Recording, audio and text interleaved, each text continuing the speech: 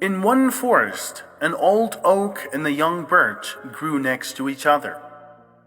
They had been growing together for many years. They talked, rustled with their leaves, met sunrises and saw off sunsets. The oak has been growing for over 100 years, but recently some of its roots began to die and it was slowly drying up. Once the woodcutters came to the forest, they saw an oak tree and its disease. People decided to cut down the tree. They chopped off the branches and went to get the tractor. The oak lay in the clearing and was silent, and the birch rustled its leaf in alarm. She cried that the oak was cut down. She said that they grew up together for many years, and now he's gone. She thought of so many things that she hasn't asked him about his interesting life, and lost her chance. Oak laughed.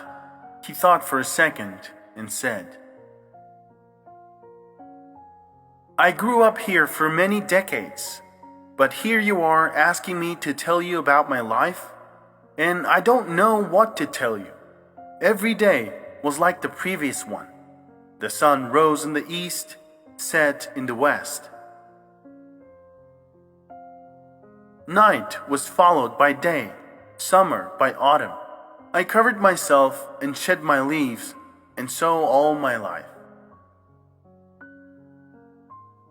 Birch was surprised. She asked if the oak tree had nothing to remember in his entire life. He thought about it, became gloomy, and then smiled. He remembered. He said that one winter a squirrel lived in his hollow. She talked about what she saw in different parts of the forest, and he fed her with acorns. He also remembered how once a young man had been struck by lightning. It burned several of his branches, but the man survived. And also, the oak smiled. It was winter, and two people got lost and stubbed under me. They were freezing. They didn't have the energy to pick firewood, and I threw them a dry branch. They made a fire, warmed up, and survived.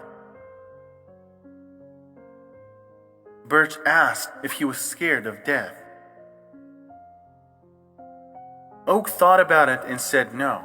He said that now, lying on the ground, he realized that it was much more scary for him to stay growing like this for another 100 years. He would stay here under the sun for decades, dry up completely, or worms would eat him, and he would have nothing to remember. So it's better to make furniture or doors out of him, and that way he will give joy to a family, or protect someone's home from wind and cold. Now the birch was thinking. They remained silent until the morning. In the morning, a tractor and people arrived. They began to load the oak, and the birch began to rustle. She asked for one last advice. Oak smiled and said that one needs to appreciate loved ones while they're alive. They should give them attention and talk to them now, not put it off until tomorrow. And most importantly, always remember, the oak groaned, our life is not the days that have passed, but those that are remembered.